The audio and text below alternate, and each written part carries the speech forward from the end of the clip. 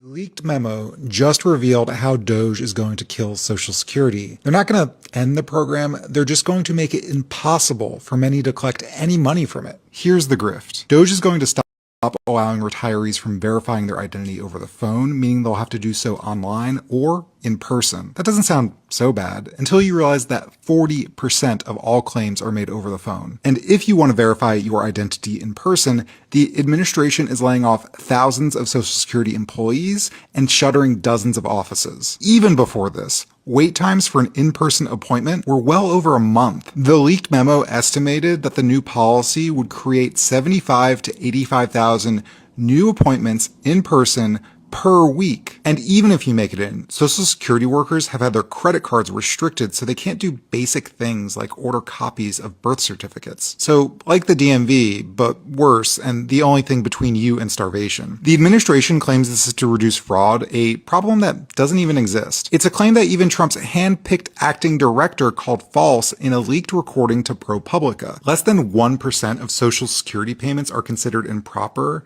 and there is extensive security checks when applying for benefits over the phone. The reason for all this is pretty obvious, and it's right in the leaked memo. Service disruptions and longer processing times, and a disproportionate impact on the vulnerable communities that need Social Security the most. Getting Congress to dismantle Social Security would be deeply unpopular, if not impossible. But if Trump and Doge make the agency as dysfunctional as possible, they can pay out less in benefits and sow distrust about the program as an added bonus. And in the meantime, private equity just infiltrated the agency, also thanks to Doge. The privatization of Social Security has been a long-standing goal for many in private equity and finance who could profit from it. Project 2025. Here is the list that I read back in the summer. When the MAGAs copy and paste it all over my feed, Trump knows nothing about this and it's a total hoax. Page 15. Dismantle the administrative state. How do you do that? Oh, you defund it. Page 482, eliminate Head Start.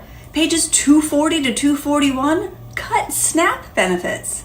Page 20, it is the president's agenda that should matter to agencies, not their own. How do you do this? Well, you appoint people that have no interest in running the agency, like, RFK Jr. with a brainworm to run Health and Human Services.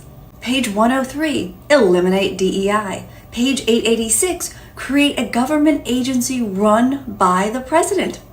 Doge, you gullible MAGA cult members. They wrote it down in a book.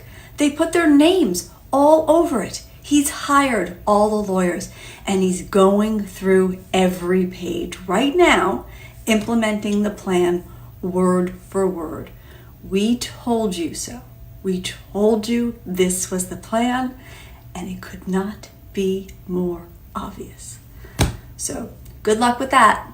We are here together because an extreme concentration of power and corruption is taking over this country like never before. But we are also here today because we know that a better world is possible. I am here to remind you that we are not powerless in this moment. People are starting to put the pieces together. And ironically, the most divisive forces in our country are actually starting to bring more of us together. No matter who you voted for, no matter if you know all the right words to say, no matter your race, religion, gender identity, or status, no matter even if you disagree with me on a bunch of things. But if you are willing to fight for someone you don't know, you are welcome here. Here, everyone is valued. But I will say this, those leaders on either side of the aisle who are willing to put their fellow Americans down so that they can get ahead or feel better about themselves, they may best find a home somewhere else. Because in this house, we stand together. Because here we know that together without exception is the only way that we can win. We are here to say very loudly and clearly, no, we will not accept an oligarchic form of society where a handful of billionaires run the government. No, we will not accept an authoritarian form of society with a president who undermines the Constitution every day and is working aggressively to take away our freedom of speech and freedom of assembly. At this particular moment, this pivotal moment in American history, despair is not an option. Giving up is not acceptable, and none of us have the privilege of hiding under the covers. The stakes are just too high. And let us never forget, real change only occurs when ordinary people at the grassroots level stand up against oppression and injustice and fight back. While I am not a mathematician, I do know that 99% is a hell of a lot bigger number than 1%. And I believe from the bottom of my heart, if we do not let Trump and his friends divide us up by the color of our skin, or where we were born, or our religion, or our sexual orientation, if we stand together as one people, fighting for justice, there is nothing that we cannot do. It's time for the Trucker John Livestream. Gonna be a good time. Oh yeah. The Trucker John Livestream. Come along for a good time. It's a good time, good time, good time, good time. Trucker John Livestream. It's gonna be a good time. Gonna be the time of your life. Gonna talk some shit. Hush your mouth. Gonna talk a little smack. Gonna talk whatever comes of it. You're gonna always wanna come back. Well, yeah, it's the Trucker John Livestream. He's the biggest, baddest, funniest mother you've ever seen. Watch your mouth, he's headed south. Not even sure what that means, but if it's one thing I know, the Trucker John Livestream is the best thing you've ever seen.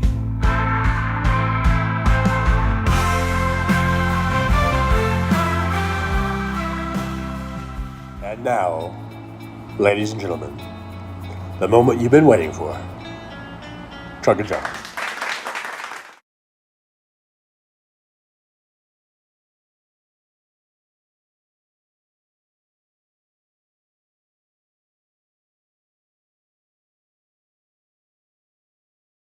Testing, testing, 1, 2, 3. Hope you guys can hear me.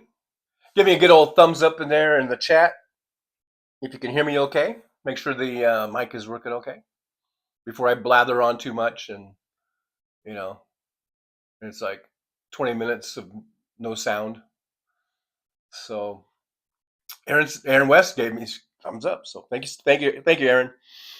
But yeah, we got to fight the oligarchs. Absolutely. AOC and Bernie, they're getting the message out.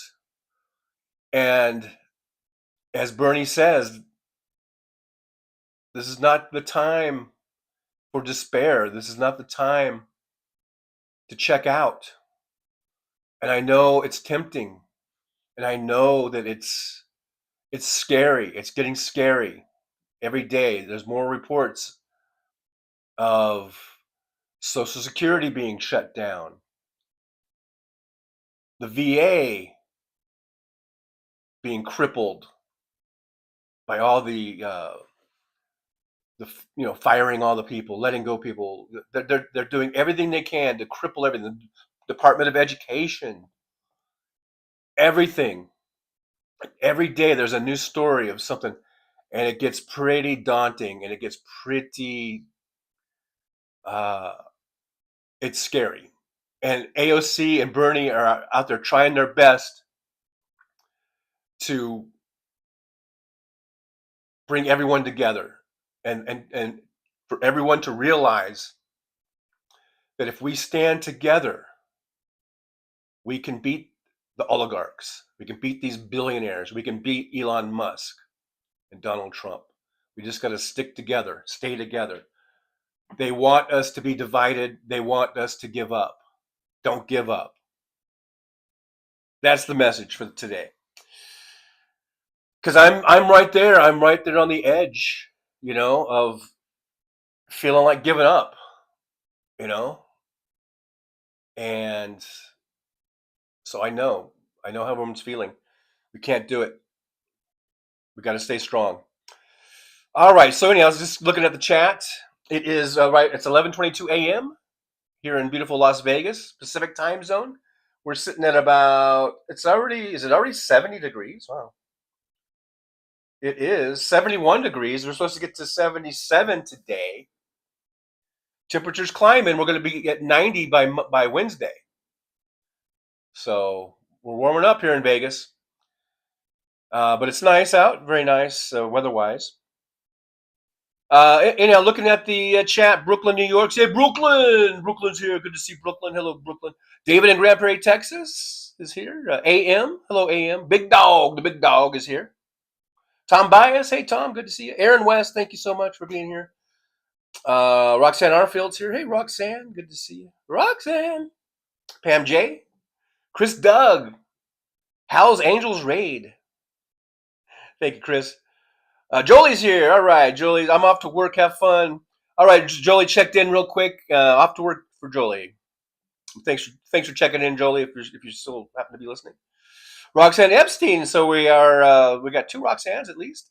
Roxanne Epstein. What's up, Trucker John Lounge? Right on time for Hal Sparks raid. Tom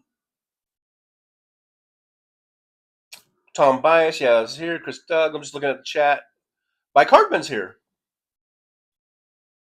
Any relation to the other Mike? Looks like the same profile picture. I don't know. I guess because Hardman is another tricky name there. Oh, Mike, you and your names. Anyhow, thanks for being here. Walter Makarovich is here. Hey, Walter, good to see you. Hi, Trucker John. Did you know that if serve in the military and save someone's life, or MAGA will erase it from the record if they don't like your heritage or color. I've been hearing all kinds of horrible stories. All kinds. It's despicable. It's deplorable. It's awful with what Elon Musk and Trump and this whole cabinet, this whole administration, what this whole Republican Party has become. They're not American. They're not. This is not what America is about. Oh, I think I drank all my coffee. Nothing was coming up. And people are getting more and more. Hey, we're on the verge of a revolution, whether it peaceful or otherwise. We're on the verge of it. The American people are not going to stand for this. I believe that. There's going to be some type of revolution, whether it's peaceful or not. We're going to try it peacefully, and if that doesn't work, we're going to go to other means. That's where we're at. I'm sorry, folks. That's where we're at. Last night I had a passenger who was saying some of the stuff that I've been thinking and don't want to really say it out loud. But she was saying someone's going to take him out, talking about Trump. And by take him out, I think you know what I mean. And it's exactly what I've been thinking. But I don't want to say that because then people will say that you're fomenting violence or whatever. And I'm not. I'm just saying, if it keeps going on this way, because he's even pissing off, the big corporations now, because they're all tanking. So I don't know. But this can't. What Trump is doing is going to lead to the utter collapse of this country.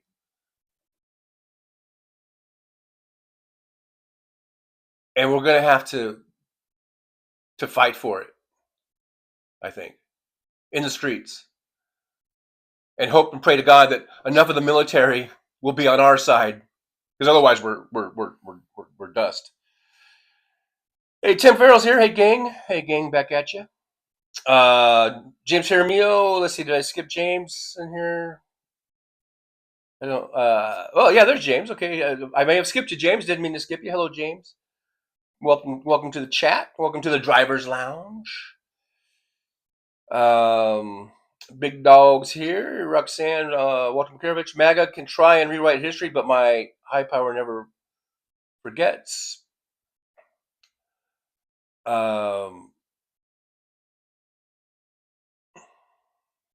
Big dog, I'll be doing laundry, but listening. Yeah, go ahead and multitask. Yeah, no worries. No worries. Everyone says they could hear me. That's good. 20 past the hour. Nick Rich is official timekeeper of the Trucker John live stream. 11:20, so I'm about 7 minutes now behind you.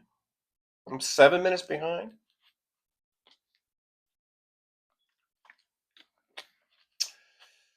Chris Doug, I think Pete Buttigieg and Tim Walz should join AOC and Bernie in a nationwide arena tour. United we stand against oligarchy and tyranny. I know Walz has been doing his own thing a lot. Definitely think he's running for president in 2028. But in the meantime, for sure, they need to get out there and because they're packed. AOC and Bernie, they're going into Republican areas and filling whatever they're at.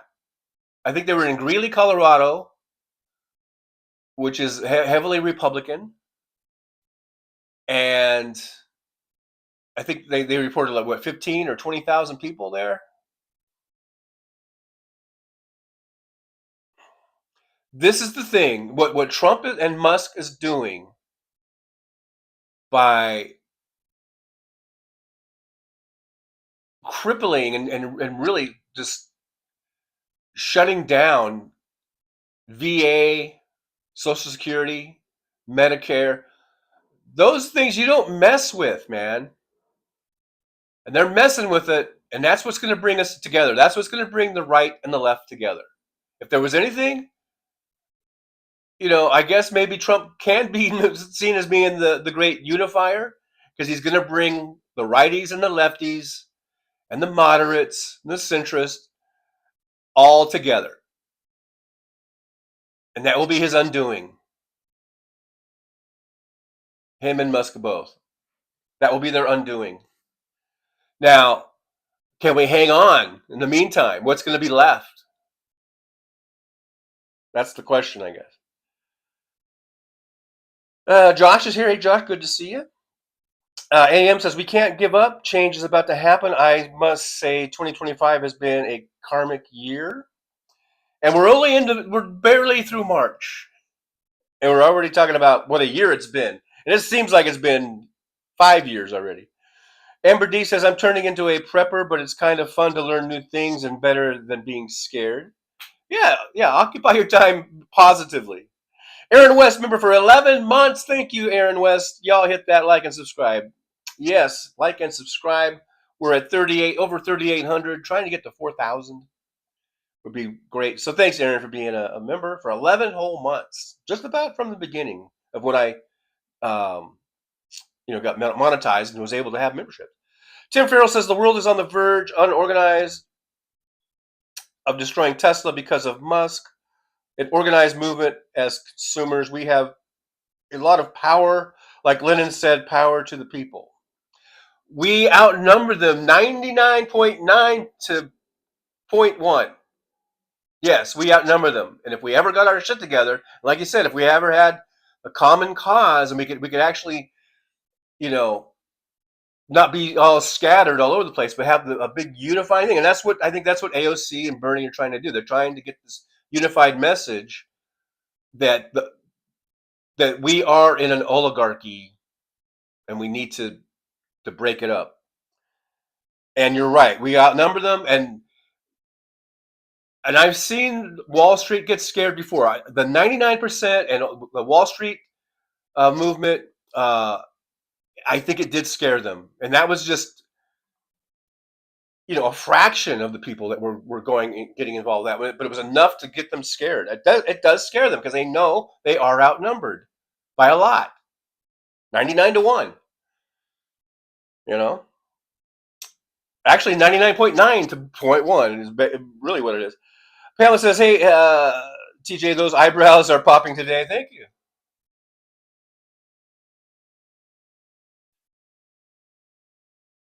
Chris Doug, Freedom Springs should evolve into Summer Revolution. Just got to keep it going. Keep it going, man. Walter Makarovich says, MAGA forgets easily that true heroes come in all shapes and sizes. Talking by a Second Amendment. Roxanne Epstein, I love the thought too. I think it often. Tim Farrell, X is falling, Tesla is or failing. People are stepping up. Yeah, I think it's dead. I think Tesla's dead. Maybe I'm premature in that, but even used car sales are slumping. It almost seems like they can't give them away at this point. They've got deals going on, and they can't give them away now. And it's a shame. I think it's a shame because as you know, if you've listened to me for any time here, you know that I like Tesla, the automobile. And I do think the Model 3 and the Model Y were fine cars, fine automobiles. And there were build quality issues, and they were a new fledgling company, and I think they were getting better and better as the years went by with their build quality. There's a lot of stuff people complain about, and they're about 10 years behind the times in their criticism of Tesla. But I do think the Cybertruck does appear to be a piece of a really royal rolling piece of shit. And I've never driven one of those, but I can attest to Model Y and Model 3 because I have driven those, and Model 3 especially. For 2 years, I drove that thing, and I can tell you, and I take Uber from home from work, and I've taken a Model Y and a Model 3 a few times. I'll get an Uber, and it'll be a Tesla. And as I'm driving in it, I just am loving the car. I'm like, because I'll be in other people's cars, Camrys. I don't mean to like diss a Camry. A Camry's a nice car, or Nissan, whatever Malibu, whatever they pull up in, and it's usually cramped, and it's I don't know. It's just they're okay, but when I get into the Model 3 or Model Y, I'm just like, wow, this is nice. This is comfortable. It's roomy. It's spacious. It's got a nice ride. So even as a passenger, which I haven't really been a passenger that much until lately, but it just when I'm in the car, it reminds me of how much I like the car. So it's a shame. It's a total shame, I think, that this company is going to go down the toilet, go down the drain. And it should, because as long as Elon Musk has anything to do with it, and people say, well, maybe try to get him out, have him get voted out or whatever, however that works, secession and all that kind of shit, and have someone else take over the company. That's fine, but as long as, he has to be totally divested from it. I don't want Elon Musk. Let's say if the executive board or whatever, they were able to do a takeover and get somebody else in there, but he would still have shares. He would still have if the company rebounded and became a really great company again and made a lot of money, he would still be getting money. I don't want Elon Musk to get one fucking penny. I really want him to die poor and destitute and living under a freeway overpass somewhere. That's what I would want for Elon Musk. Or prison. Or hangman noose. Whatever. Any of those would do. But But it's a shame. Last night, I had some passengers in the cab, and we drove right by one of the Tesla superchargers, one of the places that I used to charge, and I've done videos from. You guys have seen me. It's the one over by the High Roller in Vegas, right off the strip, and it's a pretty big one. It's got about 15 or more little chargers, the chargers, the superchargers, and usually that charger, because I've charged I've charged there many times, and usually, especially the time of the day that we were driving by, probably I don't know 11 o'clock at night, it was empty. It was empty. This is totally anecdotal. It might have just been I just happened to see it empty. I mean, I think there was just so you know, it wasn't closed and wasn't inoperable. There was probably maybe 2 Teslas in there charging. Okay, out of the 15 or 20 chargers, there was I think 2 Teslas in there. Now I can tell you, almost every single time I went in there, that place was packed, and you were lucky to get a spot. You were lucky to be able to find a charger. With all my experience of all the many dozens of times I've charged up at that charging station, last night I drove by and it was empty. Like I said, there was maybe 2 cars in there. It looked empty, and my only thought was, wow, no one's driving their Teslas anymore. They're either getting rid of them or they're parking them. What's the deal? And the deal is either A, people are afraid to drive them because they don't want to get, accosted or hassled or whatever, or have their cars get keyed or vandalized. There's that. And also, I think a lot of Tesla owners, because let's face it, most of the Tesla buyers are fucking liberals. They don't like Musk either. They don't like what he's doing. They don't like all this bullshit. So I think they're getting rid of their Teslas. Either they're parking them or they're selling them. They're getting rid of them. So when I go by the supercharger, it's completely empty. Now I'll keep an eye on it. Maybe that was just a fluke thing. I just happened to be by when no one was there. But it was a really a visual about about Tesla and how it's tanking, and everyone's leaving it, and deservedly so. And like I said, I think Model 3, Model Y are great fucking cars, and that's a shame that they won't, if Tesla goes under, and that those cars won't be available. But the good news is there's a lot of other really great EVs out there from other companies like Chevy and GM and Ford and Hyundai and Volkswagen or whatever. There's a whole slew of them. Audi, BMW, Rivian. I always forget to say Rivian because they're not one. They're another startup from a few years ago. They're not like a traditional GM or Ford, but Rivian looks very good. I mean, there's some great companies out there putting out some great cars. So that's the good news. That's a good thing. When Tesla goes away, it's not like we can just gotta go and buy a big gas guzzler. There's plenty of EVs to choose from now. So that's a good thing. But Tim Farrell, yeah, people are stepping up. I think people are getting rid of them. I think they're dumping them. And not really out of fear of being vandalized or anything like that. But there is that fear, but I think it's mainly because people are disgusted with Elon Musk, and they don't want to have anything to do with anything that has his name on it or anything that he's a part of. Anything that's going to give him money. No one wants to do that. No one wants to give Elon Musk any money. That's why if you're on X, get off of X. I did that 10 months ago, I think, or whatever. I got off of X. Get off of X. Don't buy Teslas. Don't support Musk in any way, shape, or form. Michael McAndrews with the $10 super sticker. Thank you, Michael. Yippee! Now I'm getting to it. Thank you, Michael. Goal reached. Yes, we've reached our goal. It's good to reach goals. Thank you, Michael. Always a big supporter of the show, and I appreciate you. so much for helping us out. Helps keep us going. Nick Rich, official timekeeper of the Trucker John live stream, 11:28. What am I, 13 minutes behind?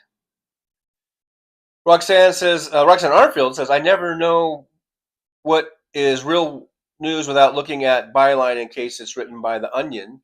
Yeah, that's true. I mean, it used to be like you knew if it was The Onion because it's like there's no way that would be real. And now we don't even know. Things are so crazy that, you're like, this must be a joke, but it's not. There's James here, me, Mike Harmon, Trucker John. I'm no relation to the talented Mike Hardiman. Okay. Michael Gandrews, member for 12 months, 1 freaking year. Wow. Congratulations, Michael Gandrews. Happy Truckerversary. I think we're calling that. 1 freaking year. Yippee to Michael. Thank you, Michael, for being a member for a whole year. You guys are awesome. You're awesome. Chris Doug says when the hit fits the shed, Trump will not be up to the task mentally and physically. His days are numbered. I keep hoping that, but God dang it, he's just still there, and he just keeps hanging on. Ron Gravel says no would-be dictator ever lasts long without the support of the military and the way Elon Trump and that let them eat cake madman Howard Lutnick is doing to the vets is not going to end well. They're not even kissing up to the military. I mean, you would think they would at least kind of kiss the military's ass a little bit if they're expecting, backup from them. So that's the thing. That's the thing. They think that they are kings. They think that I think they've watched Game of Thrones too much, or whatever, or and they think that they are, everyone just has to do whatever they say. They're autocrats or whatever, and the military will just blindly follow whatever they do. But I think there's a lot of military people from top to bottom to top that will not follow an illegal order. Now that's what that's my hope anyhow. Ron Gravel, 60 days in, and just about everyone says this won't end well. Hawk just said this too. This will not end well. It's. But how bad is it going to get? Not only for them, but for us too. In the meantime, but I can't help but think that there's going to be a lot of people hurt. Michael Gandrews, we have a tyrannical group raping our country. And it just made me sick, that clip of, was it Ludnucks or whatever his name is, where he's talking about his 94-year-old mother-in-law, who immediately I thought, well, she must be, if you're a billionaire, that means she's a fucking billionaire, or she's very wealthy. And he was going like, if she misses her check, she won't even think anything about it. She'll just think that there was a little mix-up. And anybody who complains about it, they're the fraudster or whatever. I'm like, fuck you motherfucker. People are depending on these checks, and missing one check could be the difference between paying their rent and being out on the street. So fuck these goddamn billionaires. They're so fucking out of touch. They have no idea what it's like to scrape by on a Social Security check. They have no fucking idea. And so what we need to do is we need to show them what it's like. We need to take all their fucking money away. Is what we need to do. These fucking billionaires, they need to have everything taken away from them. Everything. All their money, all their houses, all their jet planes, all their yachts, all that shit taken away. Turn them into shelters for homeless people or whatever, It all needs to be taken away because they have no fucking idea. They've lost all touch of reality of what's going on for the 99.9% of us. They're going to piss us off, and we will rise up. We will rise up. It might take a while. Like I say, the masses are asses. Because what I mean by that, this big glob, and it just takes a while for shit to kind of sink in. But they're doing what they're doing now is it's going to be bombarding the masses, and the masses will rise up. We will rise up. AM says these Republican voters don't want Trump, but don't want Democrats either. Who will these people turn to?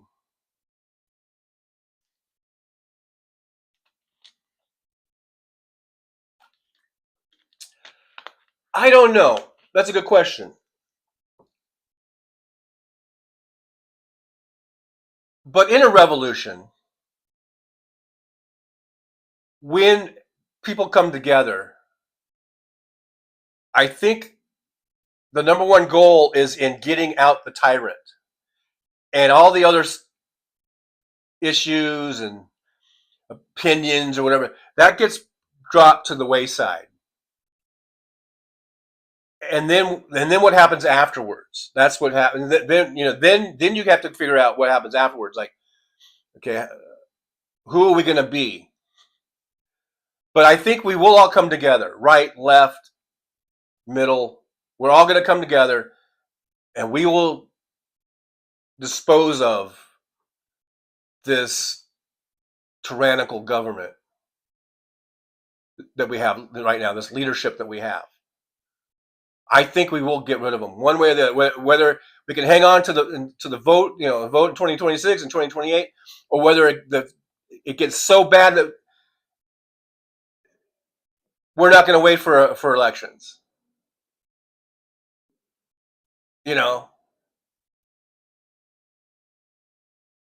I think people will put their ideologies aside in order to beat the common enemy, which is Donald Trump and the oligarchs.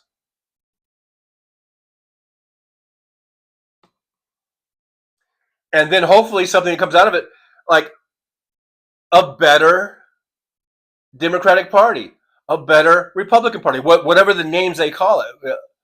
They might have different names, but hopefully they'll be better. Hopefully we'll come out of it on the other end better.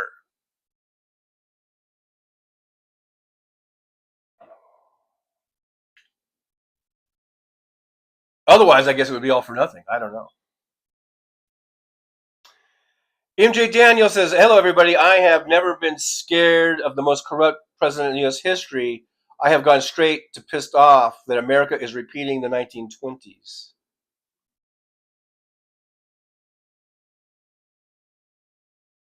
Yeah, they're removing all the safeguards that were put in place by FDR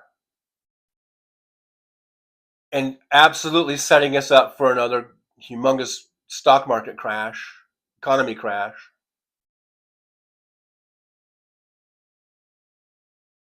Ron Gravel says 2,700 billionaires in the world, 8.2 billion people. For every 1 billionaire, there are 3 million people ready to crush them. That's why we need to realize that together we are strong. Together we are strong. We can't be separate and spread out and doing all these things. We need to come together.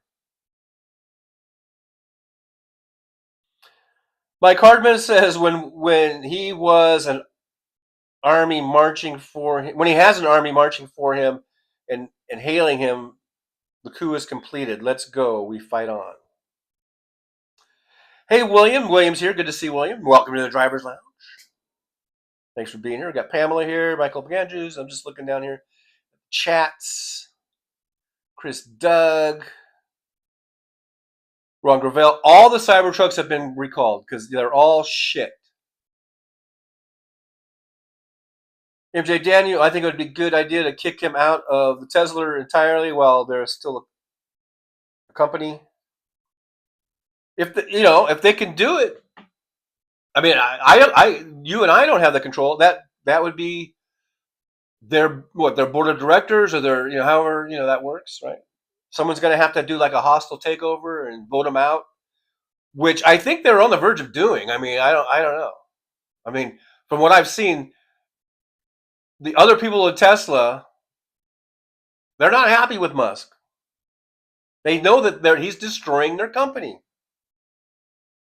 He is destroying their company because he couldn't keep his fucking Nazism contained any longer. As soon as Trump became president, he's sig heiling. He could not contain himself. So his own erstwhile, emotions and love of Nazism is his undoing. He couldn't keep that. He felt emboldened. This Trump presidency really emboldened him to really go all out and just expose the true Nazi that he is. He had a lot of people fooled, including myself, for many years. I just thought he was this, bright entrepreneur that had lots of good ideas, and he had the great idea of getting fossil fuel, internal combustion engine automobiles off the road and replacing them with EVs, and it would be good for the environment, and it would be a way of saving us from climate change. That was what I thought of Elon Musk, and whether or not that there's some truth to that, and there's probably some truth to that, but deep down underneath all that, he was just a fucking born and bred fucking Nazi.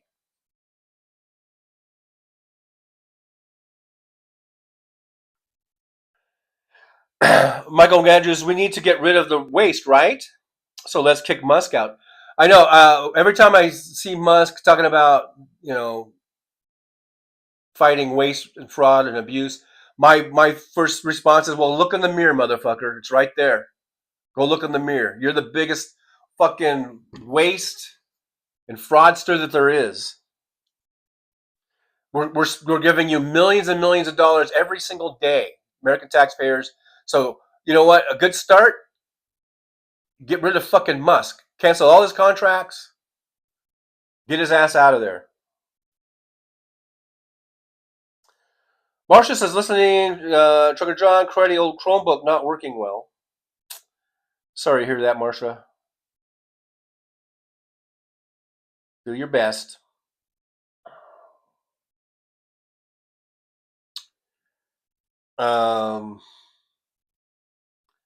Roxanne Epstein says that Cybertruck is the ugliest piece of shit garbage can of a vehicle I've ever seen.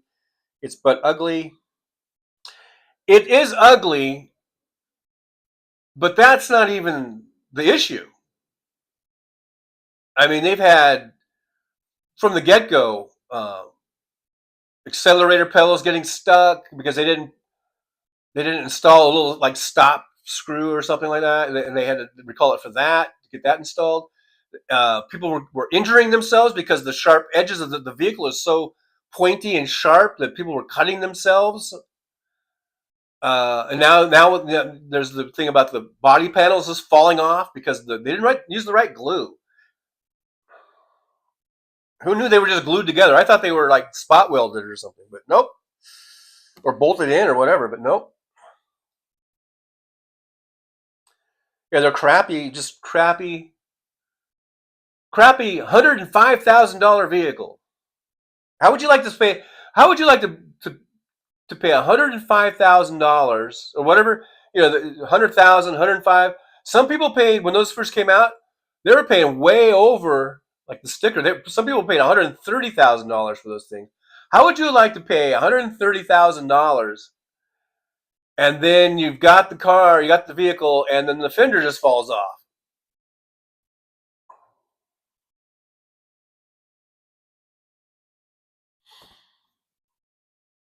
Chris Doug says 80 to 90,000 list price for Cybertruck. One would think that a person with that budget to buy a car at that price would make a better choice. Well, those are fanboys. Those are Tesla fanboys, and they've been waiting for this truck for years and years and years. And they got all, fired up for it.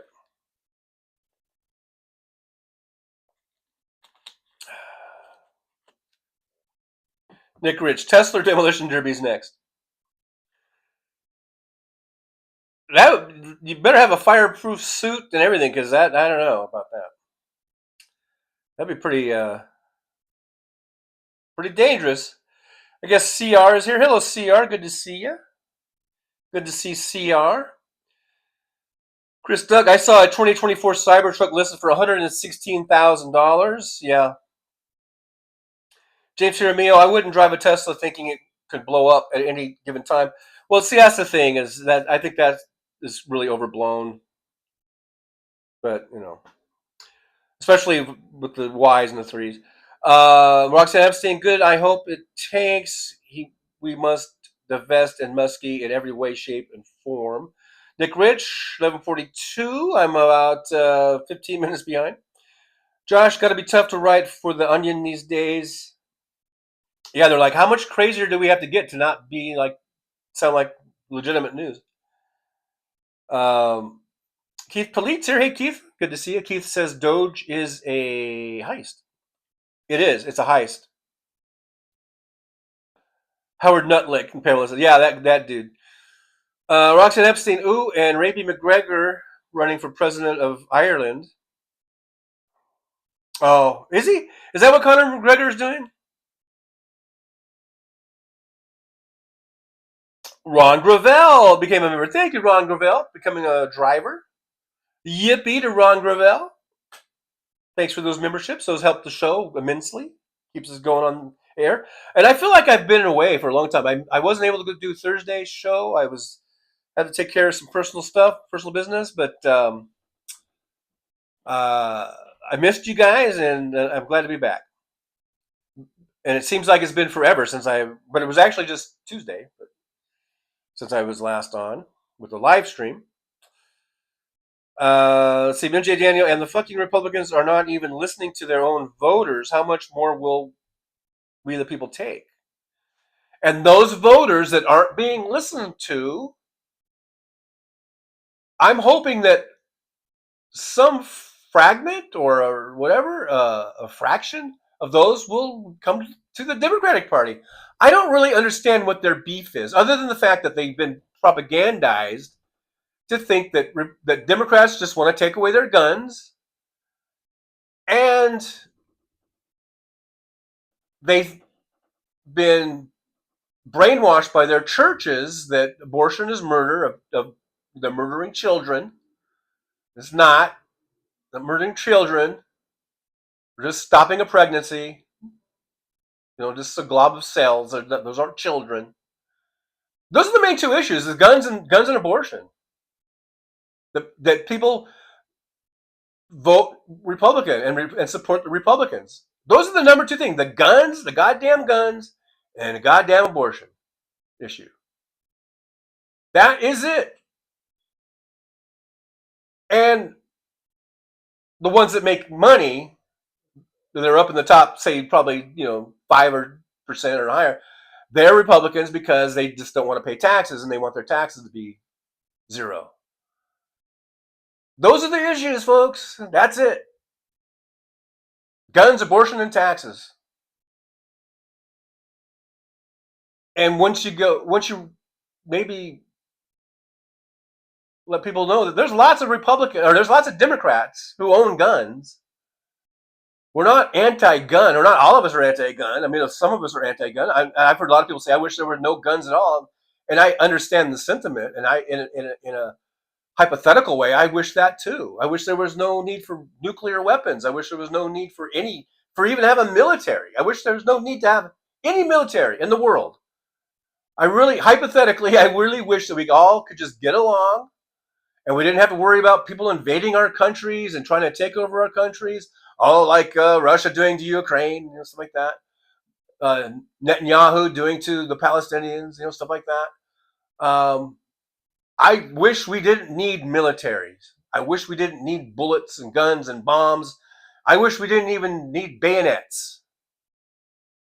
I wish we didn't need hand grenades or landmines. I wish we didn't need any of that shit. Unfortunately, we do, because we have a lot of assholes in the world that we need to defend ourselves from. So that maybe these Republicans that are so afraid we're going to take their guns away should know that a lot of us have guns. We just think there should be some common sense gun safety laws. There should be universal background checks. There are some people that shouldn't be allowed to have guns because they've proven themselves to not be able to handle that responsibility. Just basic shit like that. And as far as abortion is concerned, we believe women should have the choice over their own bodies.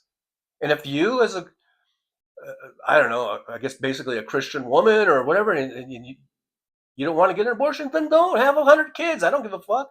Have all the kids you want. What the hell, what the hell does my belief that a woman should have a choice over her own body how does that affect you? If you want to have 1 billion kids, have 1 billion kids. I don't give a fuck. So maybe some of these Republicans will start to see the light. Not all of them. Maybe 5% of them, 10% of them, 30% of them. I don't know. Maybe they'll come over in all of this. I don't expect 100% of them will, but maybe 10% of them will, 15% of them will. That's a lot. It's enough to turn elections. And maybe as far as taxes are concerned, maybe we can, enough of them will learn that these tax breaks that Trump does are only really good for the top 1%. And the people, these majority of Republicans that vote for Trump or for any Republican, they're down here with us. They're making 50 grand a year or 60 grand a year, and their taxes are going up. They're losing the ability for write-offs. And, maybe some of these things will get through to some of these Republicans through all of this. And maybe they will come to our side. Like I said, I don't expect it to be 100% of them. Maybe only 10%, but that's a big number. 10%. Kamala Harris lost this election by 1.4% of the popular vote.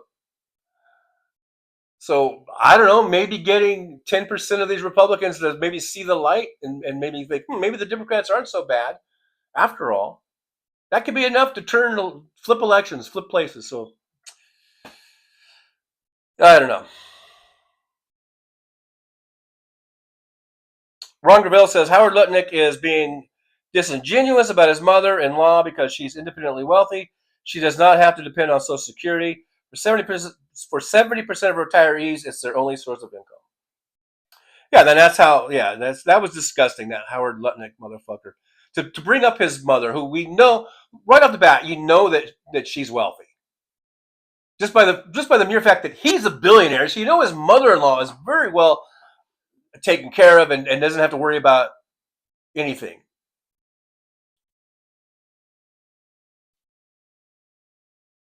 I would love to see a Howard Lutnick lose everything and be completely penniless, kind of like Trading Places or whatever.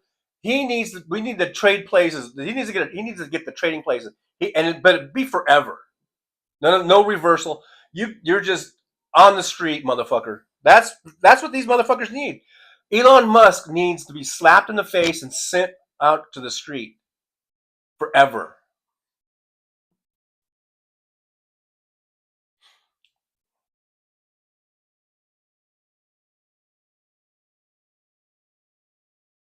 Roxanne Epstein says, I don't understand their MAGA mentality. It goes against their own self-interest. It's an illness, dinky disorder. It's propaganda. It's propaganda. They're brainwashing. Fox News brainwashing shit is real. And they're getting it in the churches. And I believe any church that is preaching politics from the pulpit needs to lose their tax exempt status.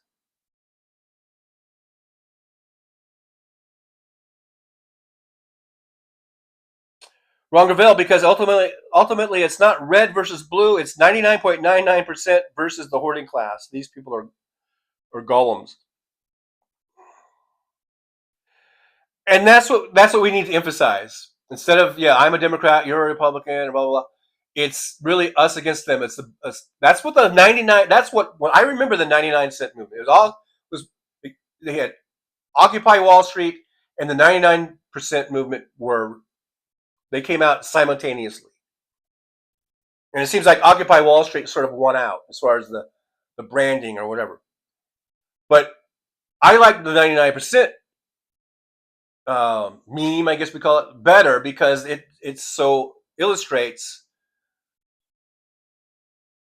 how much more of us there than there are of them. And we need to put all this blue versus red aside and just say, hey, look, they're hurting all of us. They're hurting you and me. This is when it's the, the enemy of my enemy is my friend or whatever. We need to come together. And I don't think we need to look at each other as enemies, really. But because we all live together. We all live in these towns and our cities, and we all we bump elbows. We rub elbows. We don't bump elbows. We rub elbows.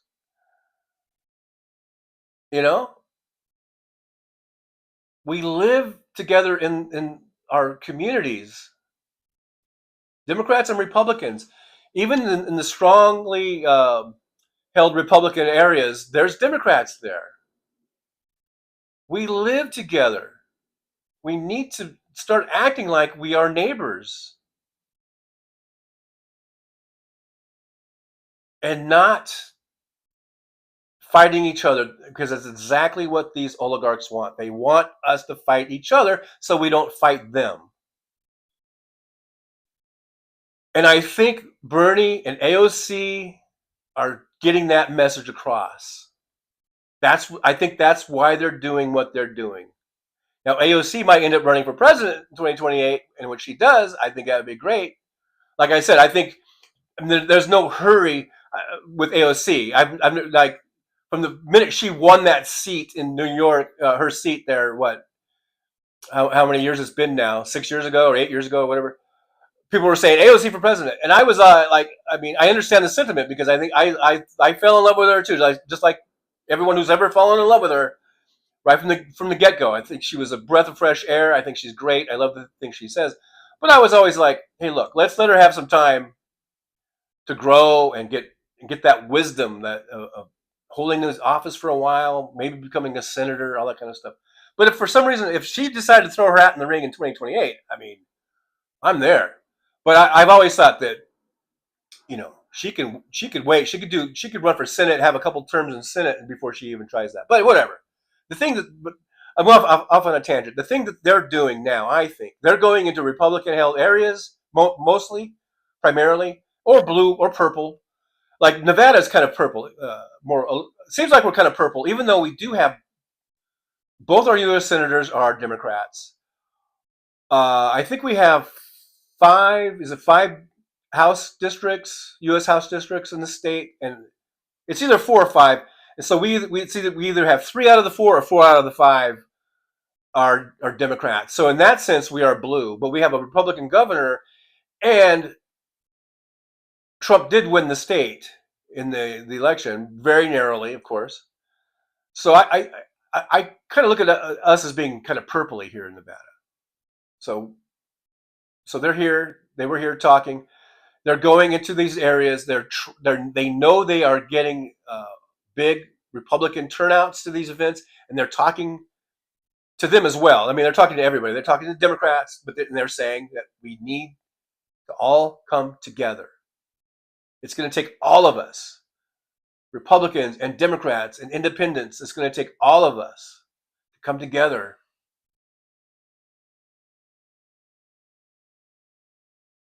to push back this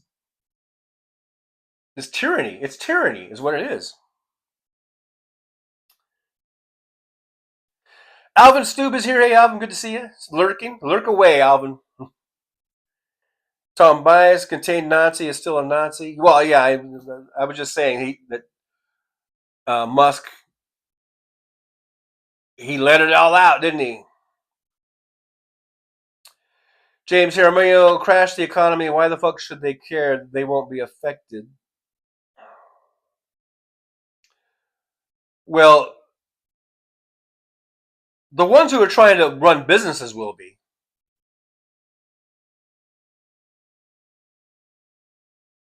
Paul McSwibney, as long as Elon, like felon, does not profit from it ever again. Yeah, that's what I want to. That's what I was saying. I don't want him to make one more penny off of anything, any of these companies.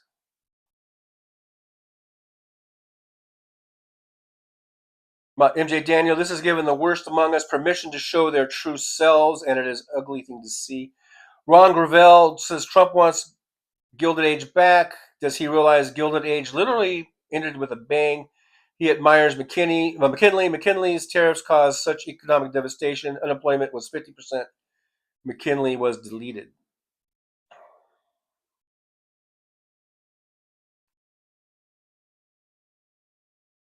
Michael Gandrew says, as far as I'm concerned, Musk is a threat to our national security. I absolutely agree with that.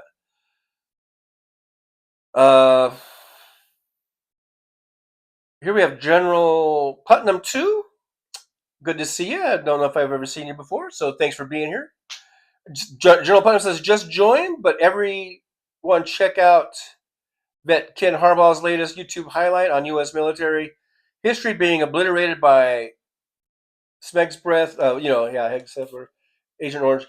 Thank you, General Putnam, for being here, for commenting. And yeah, we'll check that out. Ken Harbaugh.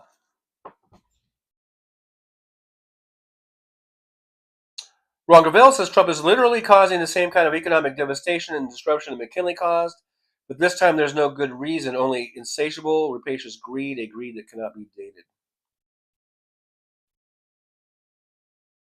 Or sated. Or dated. No. Yeah, it's insatiable. And that's what I'm saying when these billionaires get to that stage where no amount of profit is ever good enough. That's the insatiable part we're talking about. That means they're like a junkie to heroin or any other drug. And what do you do when someone is addicted to a drug? Well, you take them off that drug. And these people are addicted to money. Elon Musk and Trump and a bunch of other these billionaires or whatever. They're addicted to money, so it needs to be taken away from them. They have shown that they cannot act responsibly.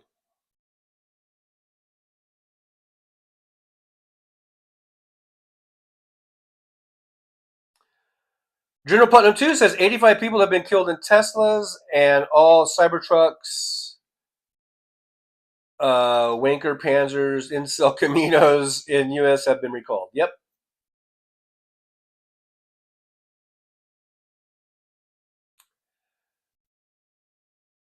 Ron Gavel, honestly, if MAGA had read Project 2025 and their entire agenda, including starving farmers off their land so J.D. Vance can push acre traders, an app he invested in that sells farmland to investors.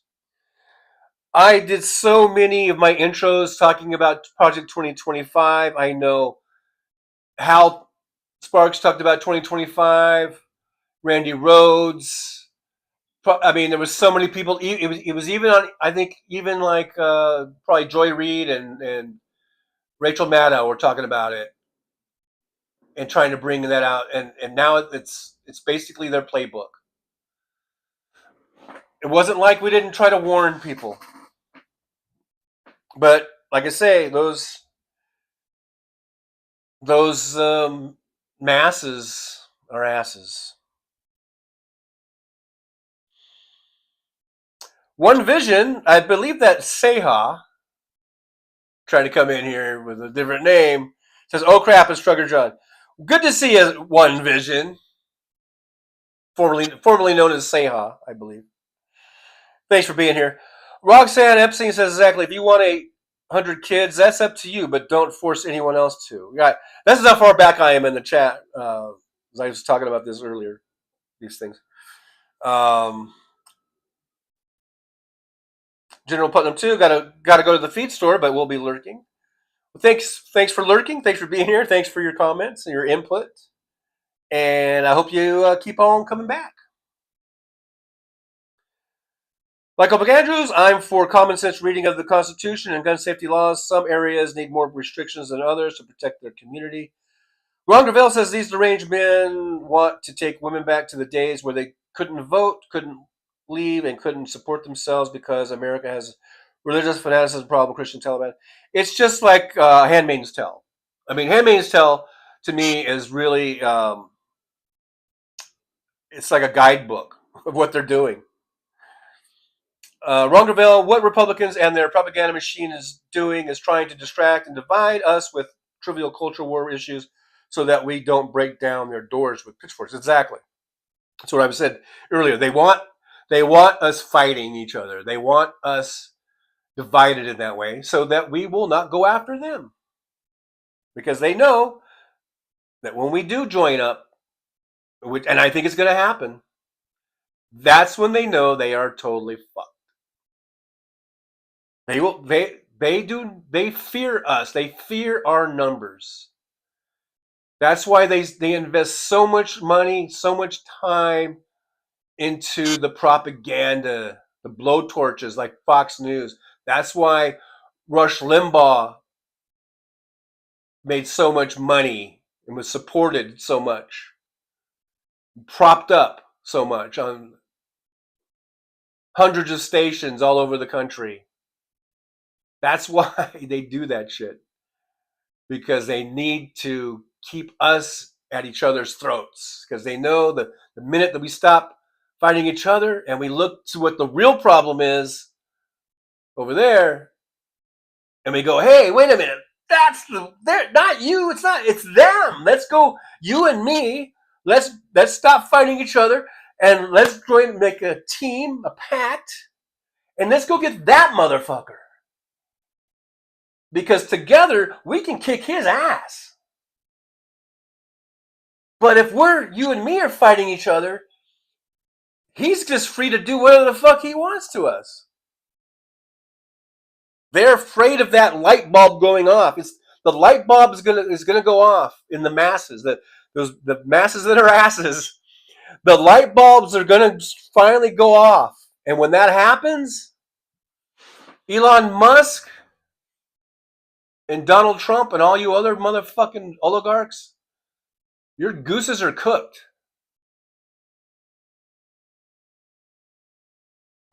Ron Gravel, I'm a gun-owning Democrat. Steven Sayers is here. Hey, Steve, good to see you. Steve says the rich wouldn't even notice a no cap on paying Social Security.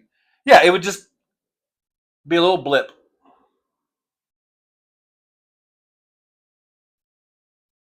It'd be a blip. I'm skipping down in the chat because I know I'm really behind. So if I skip over a comment or something, don't take it personally. I just want to get further down into the chat. Ron Gavel says, what on earth is Elon doing with Chinese intel? He's not even got a security clearance. He's poking his nose in all kinds of places that it don't belong.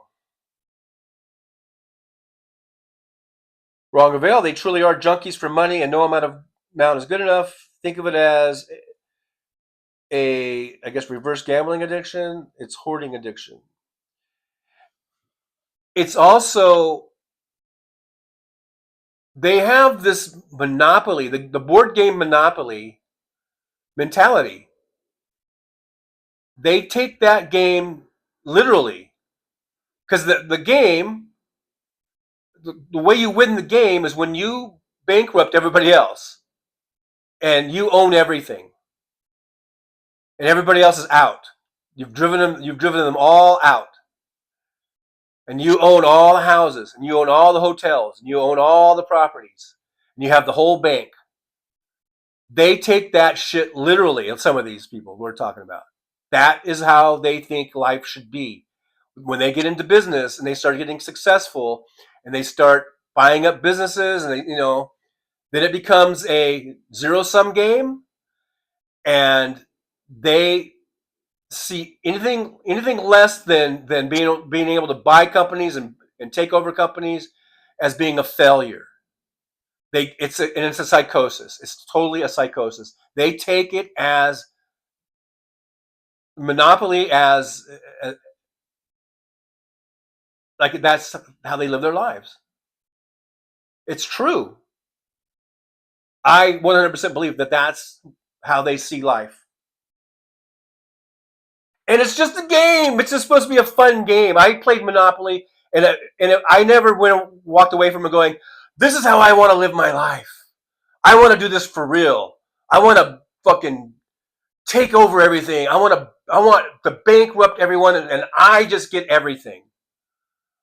I just played the game. It was fun to try to buy properties and to win the game and to get, all the same color and start building it up. And I just saw that as a fun kind of a thing. But some of these motherfuckers, they think it's real. That's why they are mentally fucked up. They are mentally fucked up, man. Elon Musk is mentally fucked up, and I know I'm not making fun of people who have mental issues or anything like that, but I'm just saying this guy needs treatment. He needs therapy. He does not need to be heading up anything in the government, let alone even owning a business like he does. He needs to be fucking in deep fucking psychiatric care. One Vision says, laughing out loud, Trucker John has me pegged. Can't be incognito using my same Blackhawk patch. Yep, that was a dead giveaway. And plus, also, what you said sounded very reminiscent of something you would say. Anthony Reminiak says, united we stand, divided we fall, but if our backs are ever up against the wall, we'll be together, you and I. Yeah, that old thing. United we stand, divided we fall. Good old Abe Lincoln, right?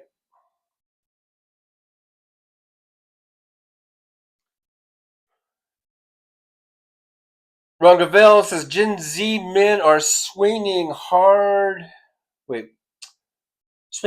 away from Trump. They voted for him because they all thought they'd be Bitcoin billionaires and Trump would solve all their problems. Turns out they got hoodwinked. Gee. Speaking of Gen Z men, I was very irritated last night. I don't know how old this kid was, but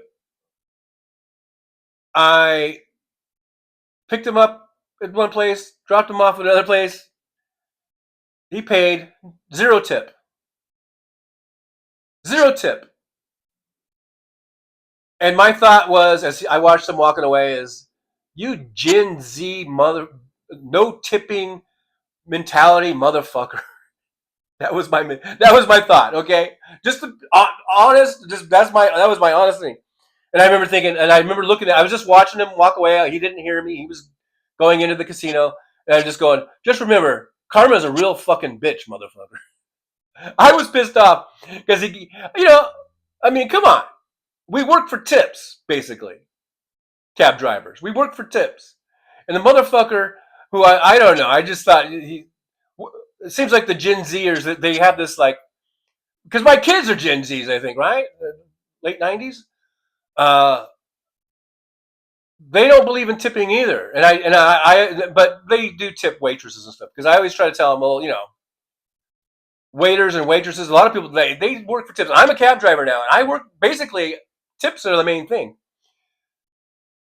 But I just looked at that dude, and I was just like, you Gen Z, no tipping mentality, motherfucking asshole.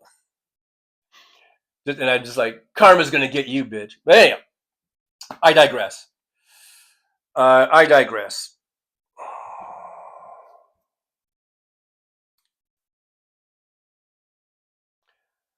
Nick Rich, I never enjoyed playing Monopoly. I have skipped down in the chat. You see, I'm almost caught up, I think. Paul Sharkemanian, don't forget the Nazis and the communists made a pact to Carve Up Poland. They are both dictators, traitors. It didn't end well for them. But they're still around to some extent. Tim Farrell says they play Monopoly while Russians play Risk. Yeah, right. World domination. Yeah. Hey, Wes Webb's here. Good to see Wes. Thanks for joining us. Thanks for dropping on in. Wes Webb says, hey, Anthony Reminiak, all is relatively well for a sore old man just popping in to bug John for a minute. He doesn't know how it goes in rural areas. People need their guns. Did I say anything about not having guns? You haven't been listening. I said we need common sense gun laws. Russ Webb, clean the wax out of your ears, dude. Anthony Reminiak says the way you win is when you're the one with the last bullet. Okay. Big Dog's here. Big Dog says heading to yard next. Damn, hate laundry.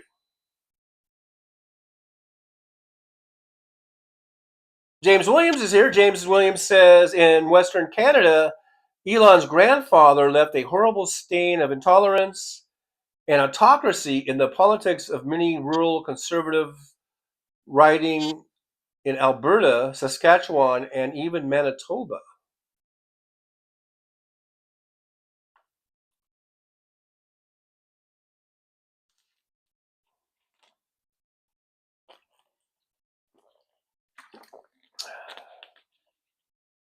Ron Gravel says everybody should read Techno-Feudalism by Yanis Varoufakis. This spells out their sickness. Their Achilles heel is thinking this time it's different.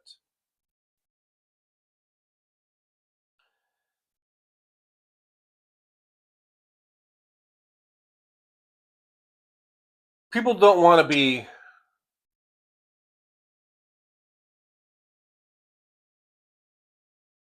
oppressed.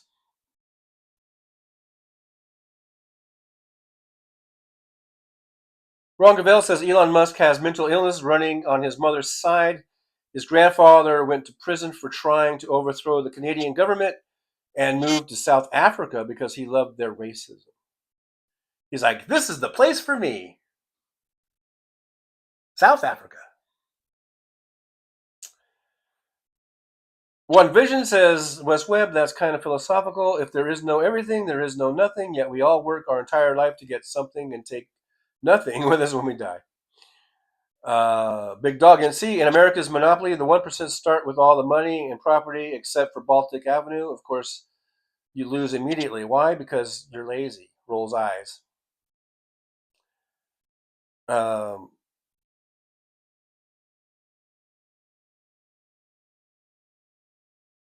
Yeah, they're already starting on third base and they think they hit a home run or whatever.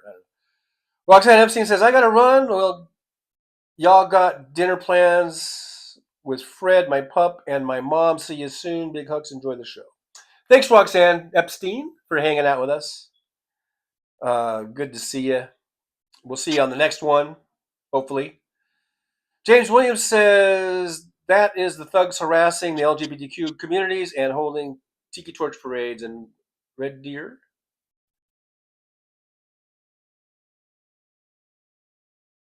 Ron Gravel, Gen Z men are about 50% functionally illiterate.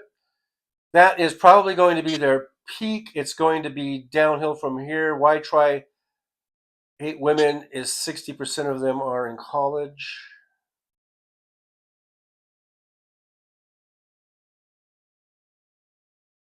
Oliver Brownlow's here. Oliver says, was he a 4-year-old and did he smear boogers on the seat?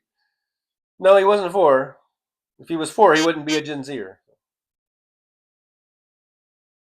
And I didn't see any boogers. I did not see any evidence of boogers.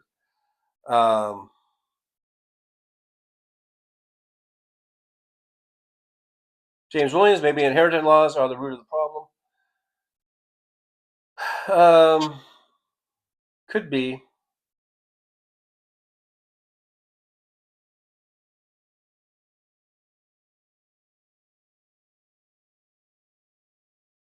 Paul Sharkey Manning's here from across the pond. Good to see you, Paul. He says, I had to laugh at the stupid MAGA Republican moaning as to why the Europeans don't buy Dodge cars. Do you mean Doge cars? I don't know. Simple answer is they are too big. Are you talking about actual Dodge cars? And only do about 10 miles per gallon.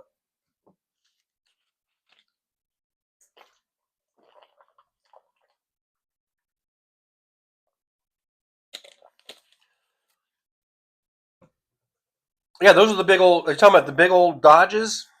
I guess. I don't know. Ron Gavel says all of Elon Musk's kids were born via IVF and surrogate. Elon damaged his peen through a botched enlargement procedure. A non-working peen is what he has in common with Adolf, the failed human. So they can relate. He finds them relatable, I guess. One Vision says it's an insult to tip in Germany. Okay, we're not in Germany. In Mexico, I know other cultures, other countries, they don't tip. I'm talking about the United States of America. In the United States of America, you tip at least your waiters and your waitresses and your cab drivers. At least. In Mexico, tip too much to a cute waitress, they will kill you thinking you're trying to buy their sister. When you do something, better beware. This is the United States of America. And I did talk to the guy a little bit. He wasn't very talkative, but I did start off the cab ride with saying, hey, how's it going? How's Vegas treating you? And he's like, oh, okay, or whatever. So he sounded very American to me. Okay, this is not Europe. This is not Germany. This is not Mexico. This is the United States of America. This is Las Vegas, for God's sakes. Everyone gets tipped here. Even the goddamn clerk at 7-Eleven has a tip jar. I'm crying out loud. It makes me feel guilty, and she guilts because I've never tipped 7-Eleven clerks before. To be quite honest, I didn't know that was a thing. But they got a tip jar at the 7-Eleven counter, and they guilt me into it. I'm like, all right, stick a couple bucks in the tip jar at the 7-Eleven. I didn't know that. I'll admit, I didn't know that was a thing. But I have been raised to know that you tip your waitresses, your wait staff, and your cab drivers. I've known that since I was 3.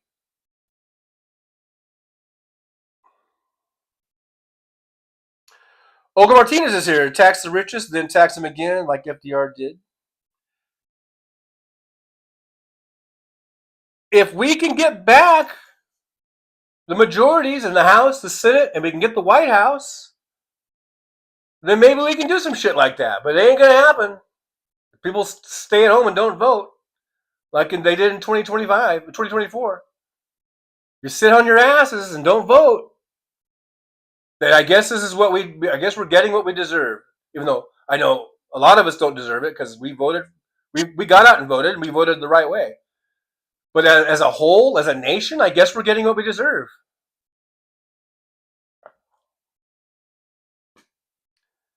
But if we come together now, I think we can overturn this shit eventually.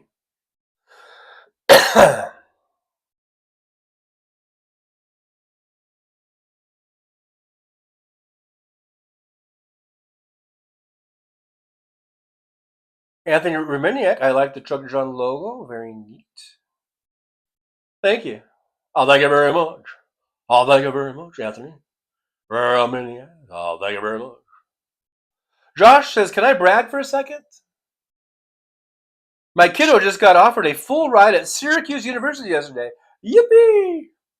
Well, congratulations, Josh. Congratulations to your son.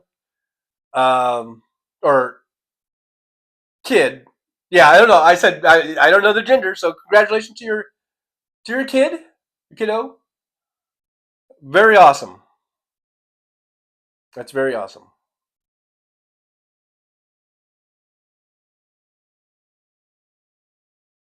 Ron Gavel, Adolf, the failed human, got his peen damaged by shrapnel in World War I. And Musk got his injured through a procedure that trying to make his bigger, I guess, apparently. Ron Gravel, I locked my keys in my car and called a cab, I think, to bring me home to get my keys, and I tipped him 20% today. Well, there you go, Ron Gravel. You know how to do it right. Thank you for tipping your cab driver.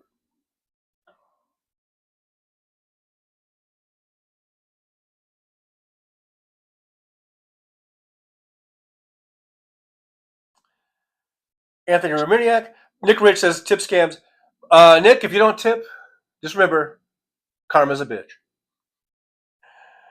Anthony Romaniak, I buy my 7-Eleven clerk a 2 scratch off lottery tickets for having my coffee and paper ready in the AM. There you go. I didn't know. I never knew that tipping 7-Eleven clerks was a thing until I got near to Vegas and I see they have tip jars on the counter. I'm like, wow.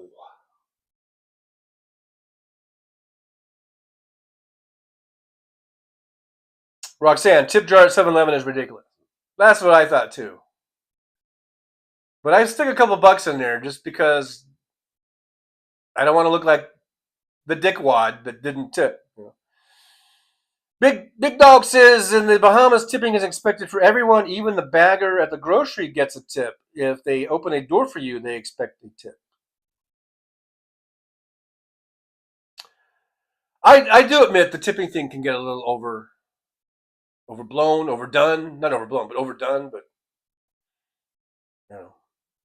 Oliver Brownlow, my uncle used to tip the waiter or waitress before ordering so that he would get better service. There you go. MJ Daniel, but Palestine, stupid assholes, how is that working out? Yeah, the ones that voted for Trump because they didn't like how the Biden administration was handling that whole thing.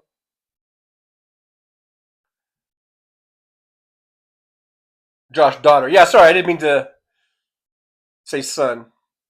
You know, when you didn't specify. Chris Doug says most rideshare drivers are happy to see $1 to $3 regardless of the fare amount. Many people don't realize what they pay Uber and Lyft is not what the driver gets paid. Exactly.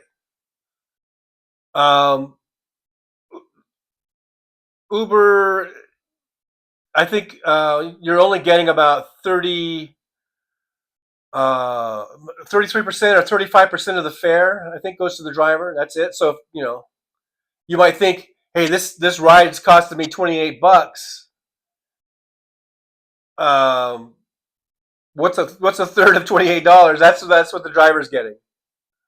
Like $8 or whatever. And as an Uber driver, whenever I would see a tip, I was surprised that so many people don't tip on Uber, because every time I've taken an Uber, I tip. And I almost always tip like $5, regardless. Sometimes more if it's a really expensive ride or whatever, but usually $5, and I give them 5 stars, even though sometimes I think they didn't deserve it. I'm willing to. It has to be really, really something egregious or awful, and I've only given less than 5 stars, maybe twice in all the years that I've driven, that I've ridden as Uber. I'll give them 5 stars and usually at least $5,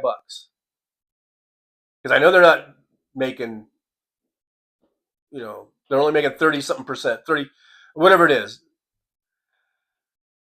And as an Uber driver, I was really surprised that I think only about a third of the people tip, which is absurd, because I've always tipped. I've never not tipped, unless I'm trying to think, maybe there was one who I may have I think there was one driver I gave 1 star one time. I think I didn't tip. And that was like 10 years ago or something. I don't even remember. But other than that, I always tip. I always give them 5 stars. And I'm not, when I first started driving, Uber 2 years ago, I was really amazed at how many people just don't tip. Like, I would say like 70%, 75% of people don't even tip at all. And I was like, wow. That was the one thing that really surprised me. I thought it would be almost 100%. I thought that almost 100% of the people would at least tip something, $1, $2. I'm not expecting everybody to do $5 tip or a $10 tip or whatever. But I thought it would be like 90% of the people I thought would tip on rideshare, and it was actually way less. What I found, it's probably only about a third of the people tip, which is weird to me. It has it right on there on your app. Would you like to leave a tip? And all you got to do is push it. It's really easy. Well, yeah. Same way with cab driving. I only get 39% of the fare. I get 39. That's what the company, they pay me 39%, and then I get my tips. And I'm not complaining. I know what it is. I don't have to work there. They told me what I make and everything, so I'm not complaining. I'm just telling you, I get 39% of the fare plus whatever tips I can make goes to me.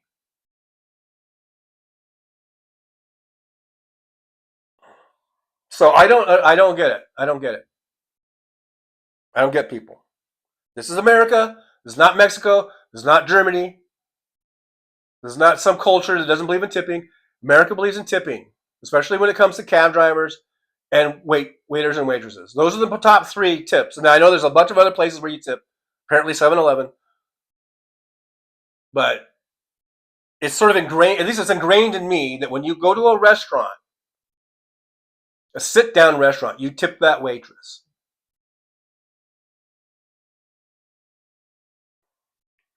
Or waiter. That was ingrained in me from childhood.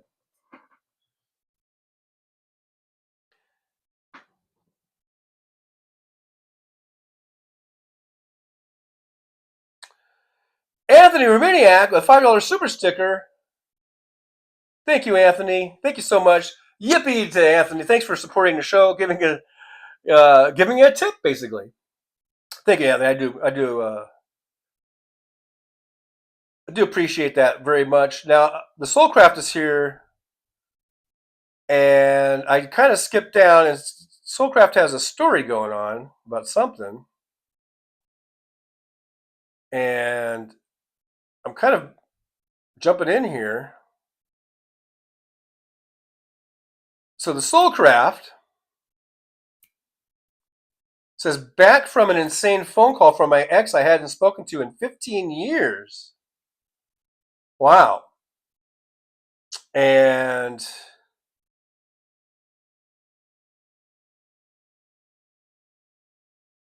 then, did I skip? I thought there was something else that, it says, Soulcraft says, she stalked me down through my work, just as oblivious as ever, maybe more so. Wow. Well, that's kind of something. MJ Daniel says, the Democrats who did not vote at all, thanks a lot, idiots. Well, Ron Gravel, when I get some extra money, I like to spread it around.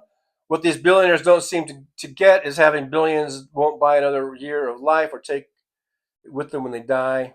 Anthony Rubernick, I appreciate your show. Well, I appreciate you for being here, and all of you, everyone in the chat, every one of you. I appreciate you all. We got 52 watching, 60 thumbs ups. Let's make sure we get those thumbs ups going, and like, subscribe, and all that good stuff. Oliver Brownlow says, day 62 of Trump not ending the war in Ukraine or resolving Israeli-Palestinian conflict. Lots of things, yeah, that he hasn't done. MJ Daniel says, average Americans get a little extra money. It gets spent on the economy. Millionaires and billionaires spend it on themselves and on getting richer.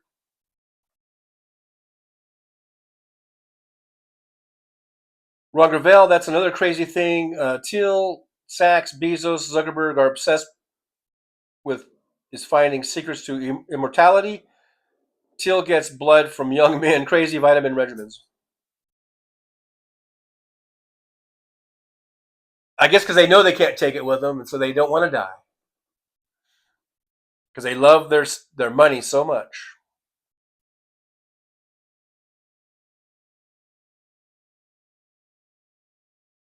Mike Hardiman, wow, 75% not tipping. That's intentional. Yeah, well, of course.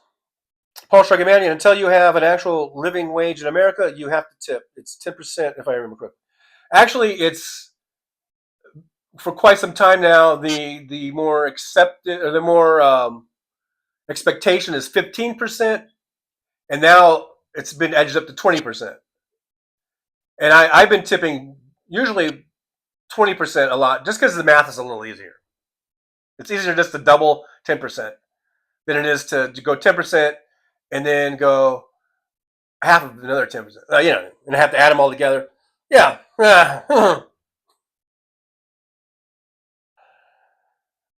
Nick Rich, 61% to the cab company. John gets 39% before tax. Yeah, but I'm not complaining because they supply the car and they pay for all the fuel. And it kind of becomes incumbent upon me to really give the best service I can and to get better tips. And I've had some people give me some really nice tips.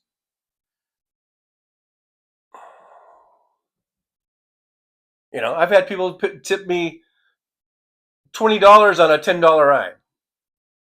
I've had people tip me $28 on a $32 ride. I think it was,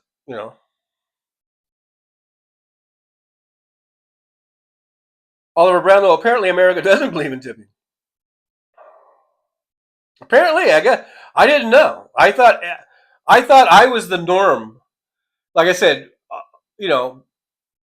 all the Uber rides that I taken before I was ever an Uber driver, I used Uber for years, and I always tipped. So when I became an Uber driver, I just assumed that everyone was like me, or and I was really taken aback, I guess. Is that the term? To find that most people aren't like me when it comes to tipping Uber drivers.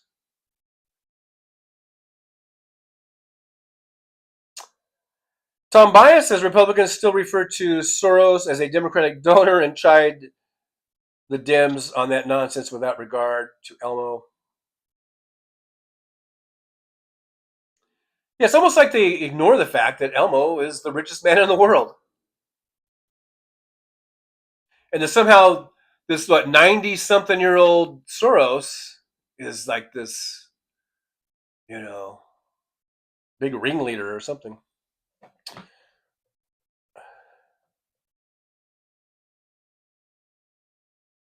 Ron Gravel, billionaires are some of the cheapest mother scratchers on the laney. Human planet, but who am I?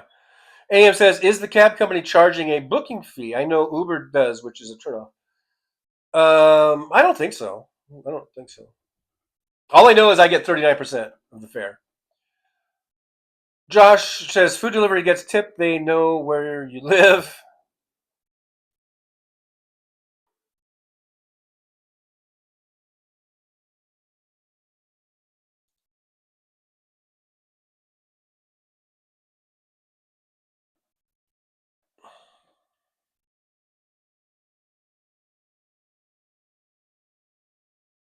Anthony Runa, take care, everyone. Until we meet again. Thanks, Anthony, for being here. Thanks for supporting the show and hanging out with us. And I'll see you on Tuesday.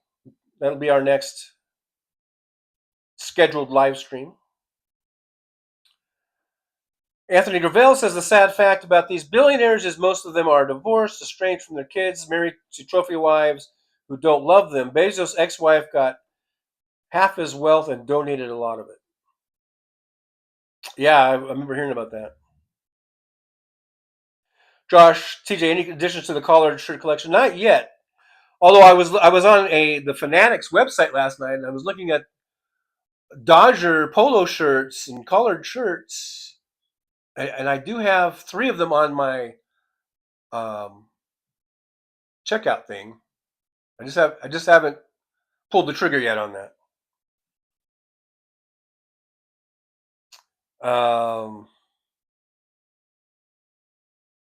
Mike Hardman says, I built home gyms for people in beautiful houses and got no tips.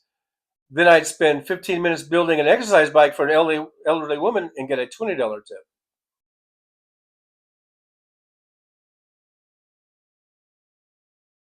Well, there are some things where people don't even think about tipping, like building a home gym. I'm not sure if that comes to mind, like, oh, I think I'm supposed to tip this guy.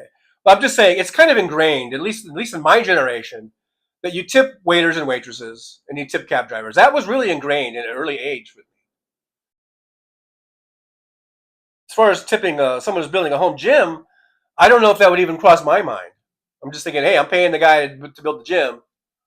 I don't need to tip him on top of that, So I don't know. It's not really, tipping isn't really an across the board thing. That's why I didn't think that we tip 7-Eleven clerks. What do I got to do? Tip the Walmart clerks now too? I mean, it can get a little ridiculous as far as tipping everybody. I mean, like I said, waiters and waitresses, especially waitresses, that is ingrained at a very early age that you tip waitresses.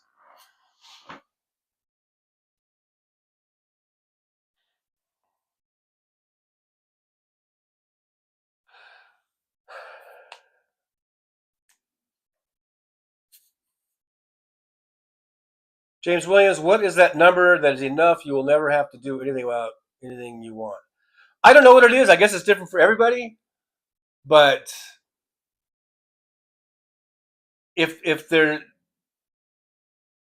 your love of money is to the point where you are just hurting everybody around you and hurting the world, I mean, there's got to be some line.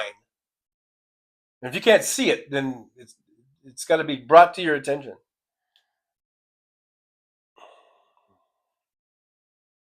Oliver Brownlow, this inflation of the tip amount expected may be part of the reason some people resist tipping. Years ago, a 10%, years ago, like 50 years ago, a 10% tip was acceptable for lunch, maybe 15% for dinner. Yeah, we're not living in the 1950s anymore. This is year 2025. Paul Sharkey Manning, never thought I'd say it, but we need a new Joseph McCarthy investigation to stop the third red wave of communism in America.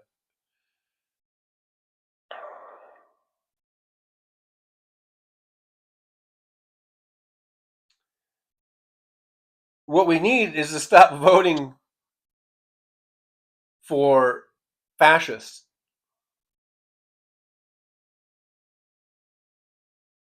Hey, Stephanie B2's here. Hey, good to see you, Stephanie. Stephanie B2 says, I taught my puppy to catch a ball in his mouth. He's such a cute little pomsky. Aw.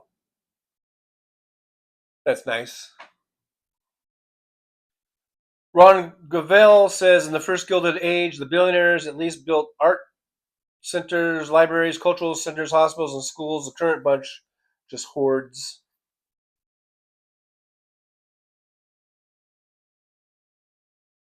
Walter Bukarevich, Strugger John, forgot to tell you, good video on public transportation. Reality. Oh, I'm glad you liked it. Yeah, that was me. I took the bus yesterday. First time I've taken a city bus in decades, I guess, probably. And it wasn't really that bad. The buses were pretty nice and clean. That second bus, that double-decker bus, looked like it was a brand new bus. It was very clean. I did make comments about the bus stop being kind of gross and dirty. I did make some comments about that. But the buses were actually pretty nice. It wasn't that bad. I mean, it did take, the whole thing takes, for me to, from here to get to work, takes, like an hour. Whereas if I get an Uber, it's about a 15-minute drive, probably. That's even if we catch traffic, about 15 minutes. So the bus, you got to block out an hour, And it wasn't like overcrowded. I mean, there were lots of people on the buses, but it wasn't, because I'm used to, like, my experience with city buses is like in LA and San Fernando Valley. And some of those buses, it's just wall-to-wall people, and you're like, your nose is in some other person's armpit or something, because they're holding on to the thing, and I had a really just bad experience. The bus drivers were all assholes, most of them. I mean, They would not stop when you wanted to stop, or they would just stop and park the bus at the bus stop and go into Burger King and get something to eat. And I'm like, I gotta go to work. What are you doing? I remember following a bus driver into the Burger King.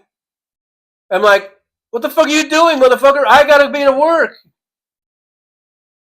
I ended up losing my job because of all the times I was late on the buses. In 1985, I think, or 84, I guess. I had a nice job with Pac Bell. And I got fired because I was late so much because relying on the goddamn buses. So that's my experience with the city bus system. And so I've been really, hesitant to go to it, but I got on it yesterday, and it's actually a nice experience. So, and after this show, I'm going to take the bus and I'm going to go to work today.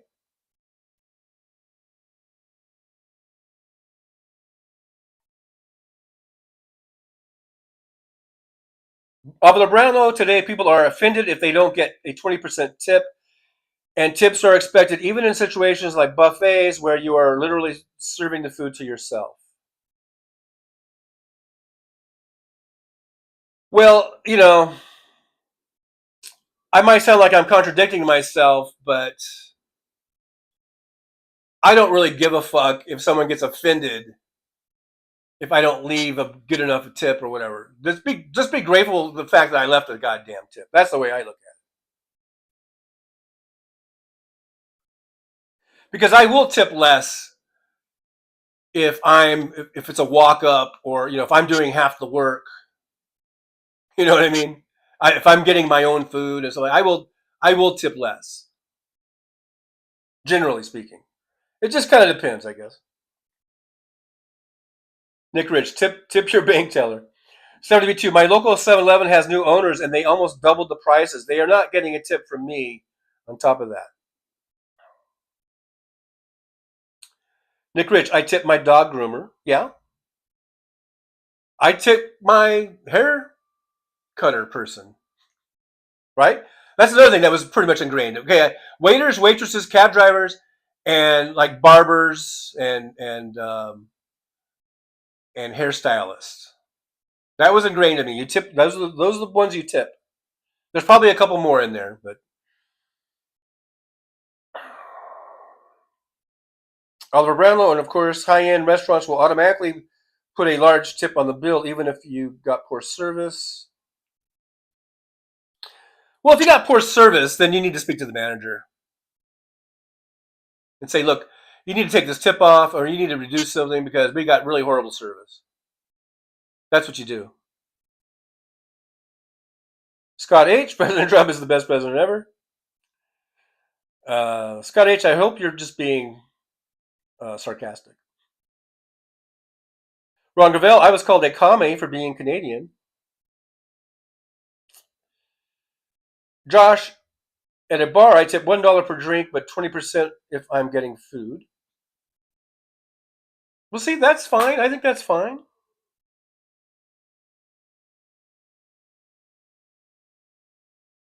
Stephanie B2, President Trump is the worst dictator ever.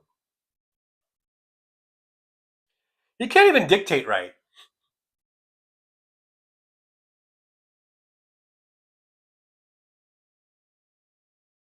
Oh, President Trump. Yeah, I did not misspell President. Stephanie says. Journal Putnam 2, popping back in to say, always tip, especially acoustic musicians in pubs and small clubs and buskers on any street corner, and your babysitter and street stall gal who sells cut flowers, always. I think those are all, yeah, for sure. I think I agree with all that. Yeah.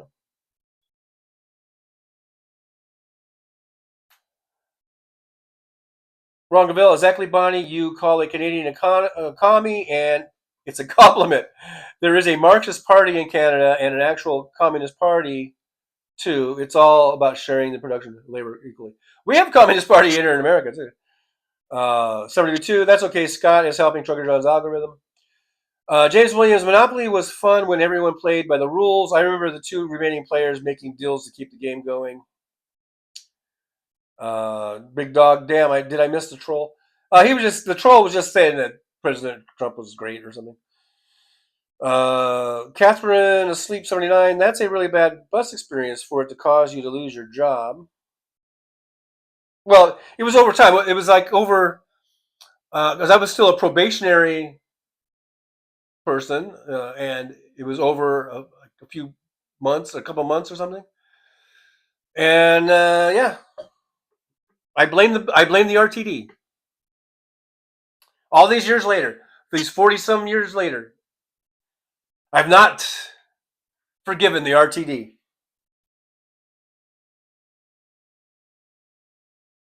Ron Gravel, anybody who thinks being left hunting people for sport is a communist is seriously delusional.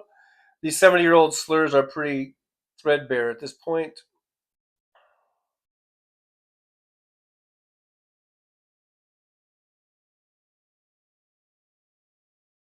Nick Rich, 1 p.m. I'm only 2 minutes behind you, Rich. I'm only 2 minutes behind you. Josh says, I see a lot of restaurants adding automatic 20% for 4 or more people. And I guess I don't have a problem with that as long as you do get good service. So they better damn well give you some really good service. Because if not, then I'm speaking to the manager. I'm going to say, yeah, you've charged me 20% tip, and your service was awful. You can either refund me 20%, or I'll never come here again. It's your choice. And I might not come here again. This part I would hold to myself, that I probably won't come there again anyhow, but, there's nothing wrong with talking to the manager. This whole Karen thing is bullshit.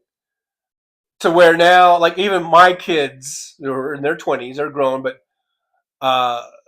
think that if I get upset and I want to speak to the manager, then I'm being a Karen. And no, the whole Karen thing, that all stemmed out of racist bitches that didn't like, black kids going to the community pool at their housing community or whatever.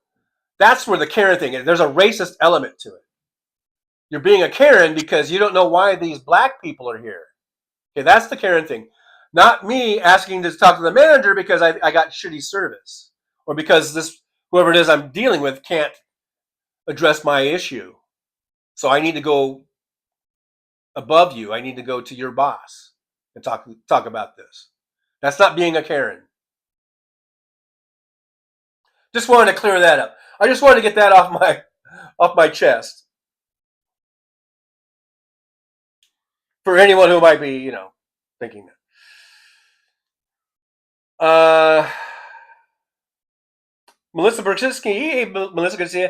You should live stream from the bus. I don't know. I mean, the thing about that is my bus pass is on my phone. I'm live streaming from my phone.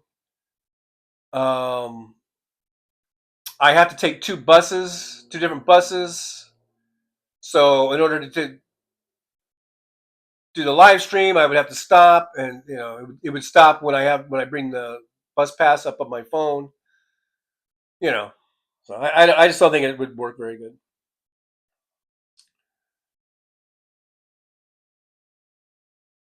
Nick Rich, refill required. I'm thinking about getting a thing of water. I'm getting thirsty. I drank all my water and I drank all my coffee.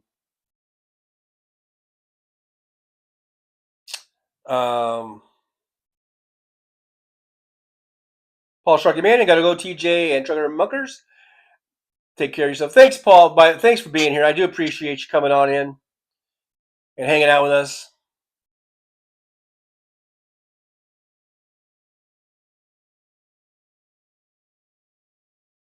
Mike Hardman says, when asked at the register if I want to round up for charity, I always do. I usually do those too, yeah. 70B2, got to get going. I have to glue down the wood flooring in my daughter's old dollhouse that I'm redoing. It's addictive. Ron Gavell, I hate the return of the Karen. Marjorie Taylor Greene is known as the Karen in Congress, her and the nasally Cro-Magnon voice.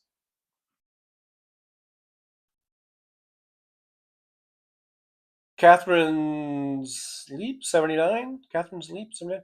Great point. The Karen thing has been extrapolated too far into too many situations where it's legit to complain. I know they make you feel bad because if you're going to complain, and like I said, sometimes it's completely justified to complain about something.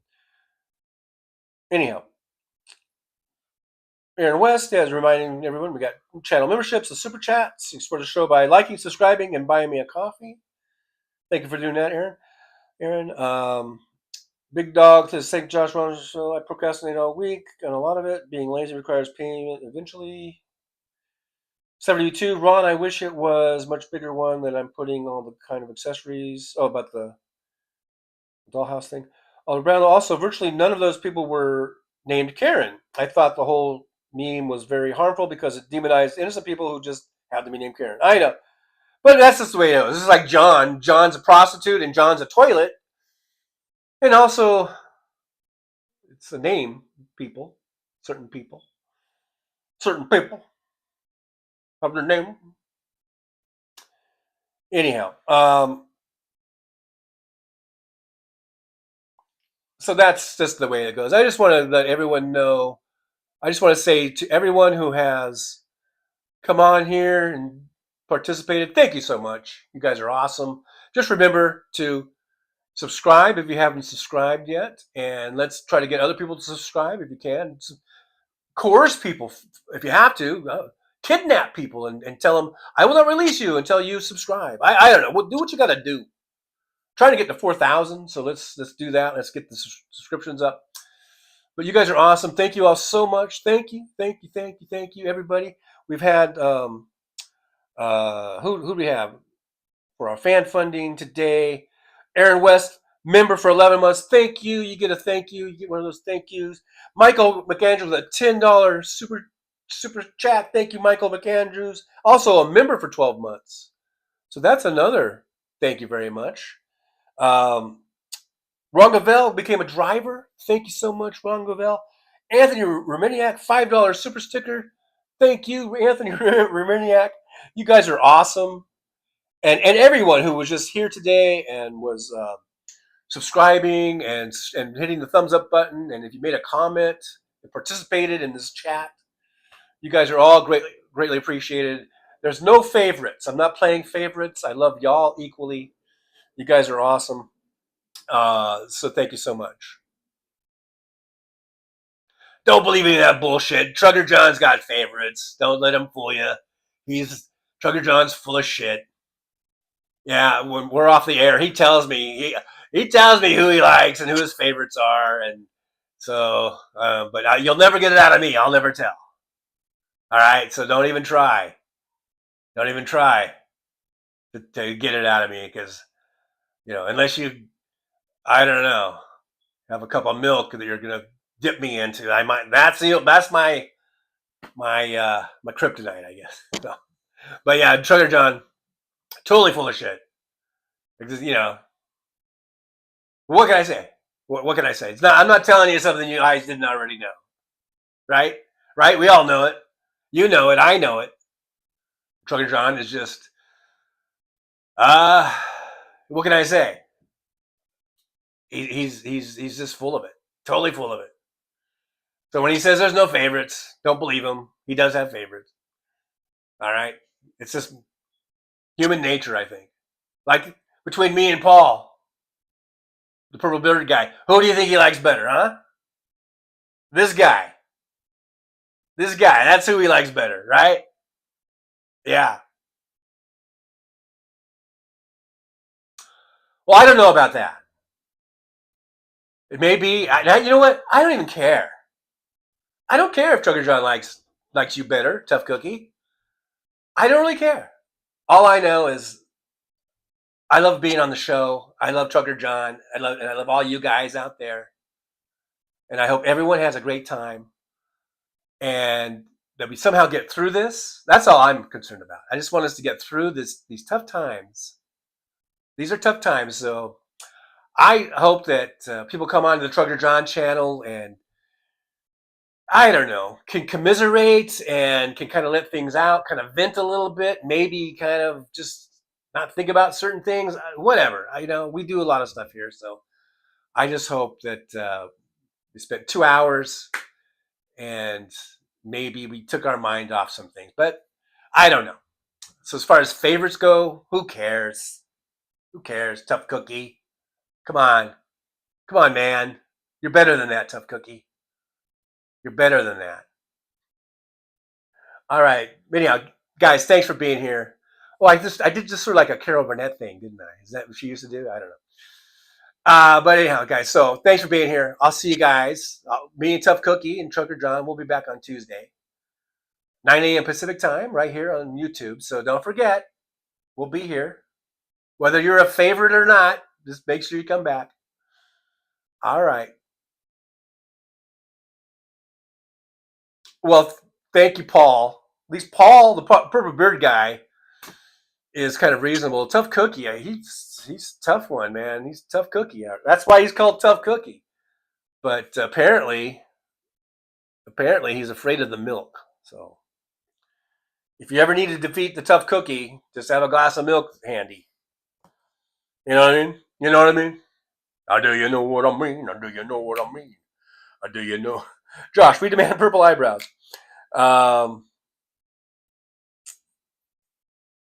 All around. I'm so glad we had this time together. Yeah, that was a Carol Burnett thing.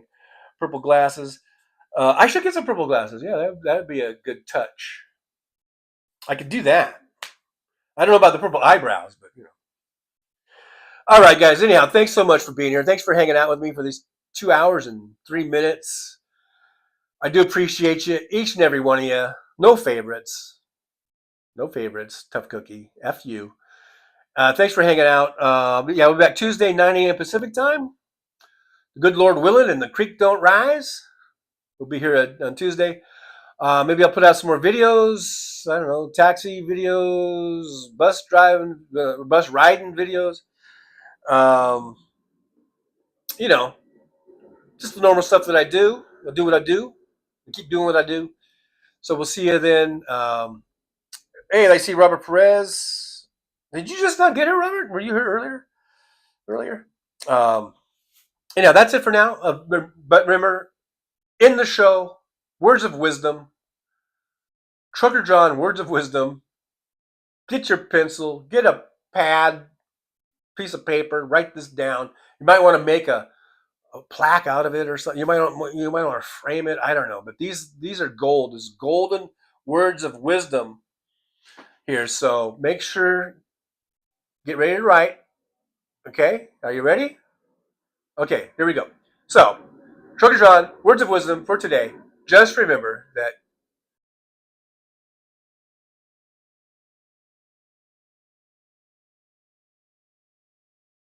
well, it's time to say goodbye. The show has come to an end. But don't be sad, no, don't you cry. We're all gonna come back and meet again. We'll have some fun times, hopefully nothing too bad. We might talk about war crimes. Might talk about Baghdad. I doubt we'll talk about door chimes. But if we did, I'd be only too glad. So hasta la vista, baby. The show is over, but could I ask you maybe to take a shower? No, that's not what I meant, but I I couldn't think of anything to rhyme with over.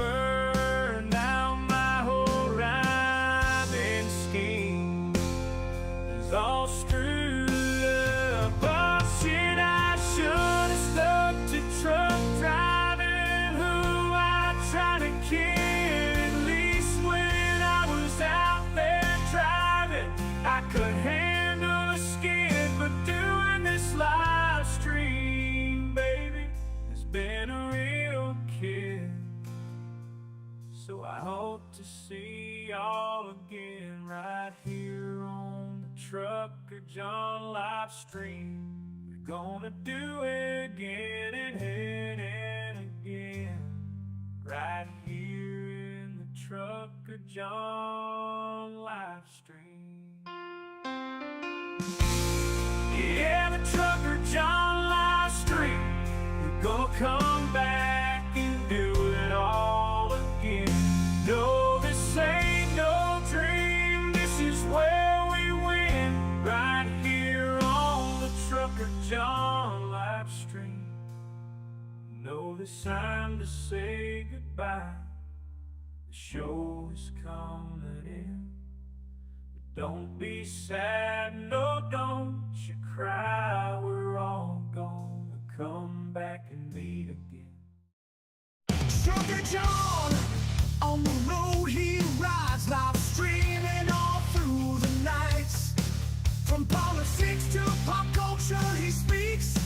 No topic is off limits, nothing is weak. From Vegas to the highways, he'll never tire, shouting about food, talking about desire. He's the rebel of the asphalt, the king of the night. With a microphone in his hand, he's ready to ignite. Freedom is his fuel, passion in his soul. Gotta express himself, gotta take control. Moving through the country, keeping it real, no filter, no holding back, nothing to conceal.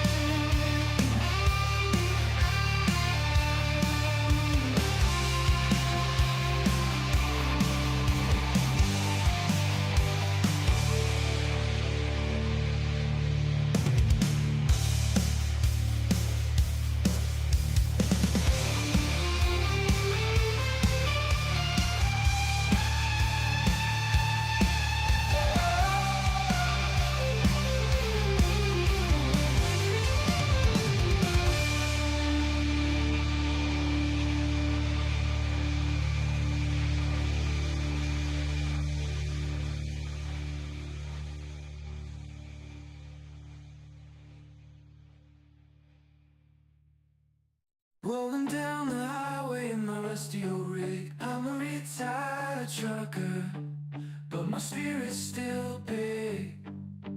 Living in Vegas, where the lights never sleep. Broadcasting my thoughts for the world to keep.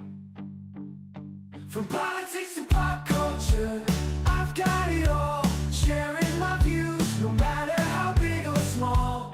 Talking about food and movies and bugs, shining a light on all the social issues. No shows, I've driven through the desert, seen the city so bright. But now I'm living in a different kind of fight. From my apartment in Las Vegas, I hold the key, exploring the world through my live stream for free.